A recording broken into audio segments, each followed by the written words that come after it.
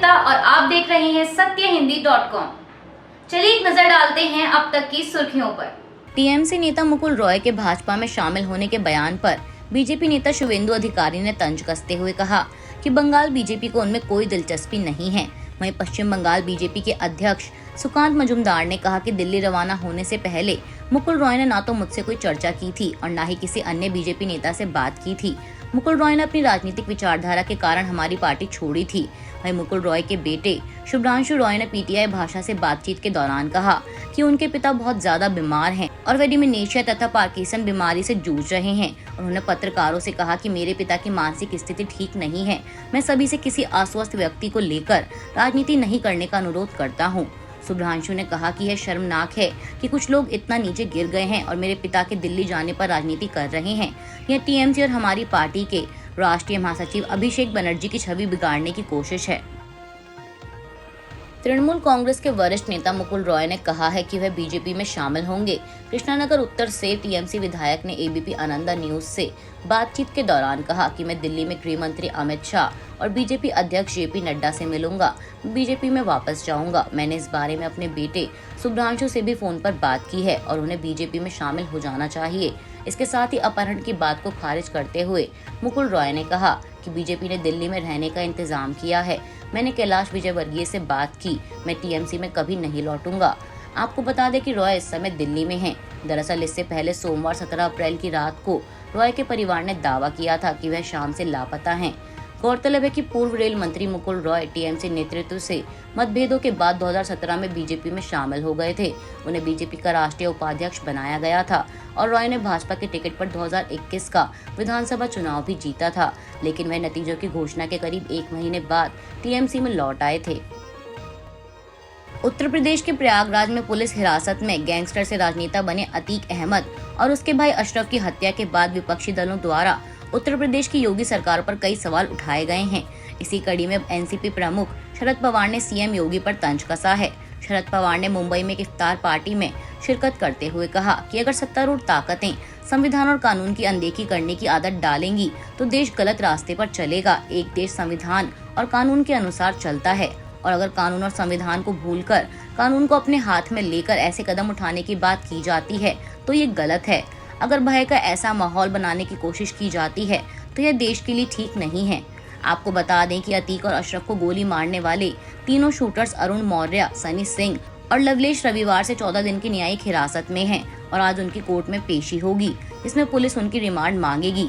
वहीं राष्ट्रीय मानवाधिकार आयोग ने मंगलवार को अतीक अहमद और उसके भाई अशरफ की पुलिस हिरासत में की गई हत्या पर संज्ञान लिया और उत्तर प्रदेश के पुलिस महानिदेशक और प्रयागराज के पुलिस आयुक्त को नोटिस जारी किया है।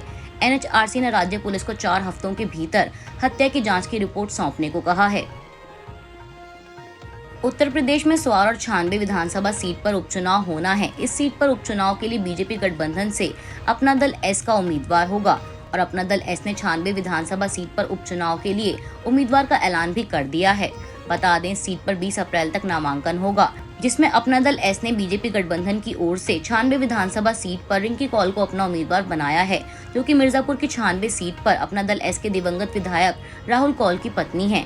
हालांकि पार्टी ने अभी तक स्वार सीट के लिए अपने उम्मीदवार का ऐलान नहीं किया है। सूत्रों की माने तो इस सीट पर उम्मीदवार का ऐलान आज बुधवार को हो सकता है। दरअसल 96 विधानसभा सीट पर राहुल कौल का निधन होने की वजह से चुनाव हो रहा है, जबकि स्वार सीट पर आजम खान के बेटे अब्दुल्ला आजम खान की सदस्यता जाने की वजह से उपचुनाव हो रहा है। साथ ही बता दें कि इन दोनों सीटों पर उपचुनाव के लिए 1 मई को वोटिंग होगी और 13 मई को नतीजे घोषित किए जाएंगे। दिल्ली सरकार द्वारा राजधानी की जनता को दी जा रही मुफ्त बिजली को लेकर फाइलें एक बार फिर से खुलने जा रही हैं। राष्ट्रीय राजधानी में बिजली वितरण कंपनियों को 6 साल में मिली सब्सिडी का विशेष ऑडिट होगा। दरअसल दिल्ली सरकार ने बिजली नियामक DERC को वर्ष 2016 से 2022 तक के बिजली सब्सिडी वितरण के संबंध में वितरण कंपनियों का विशेष लेखा परीक्षण करने का निर्देश जारी किया है।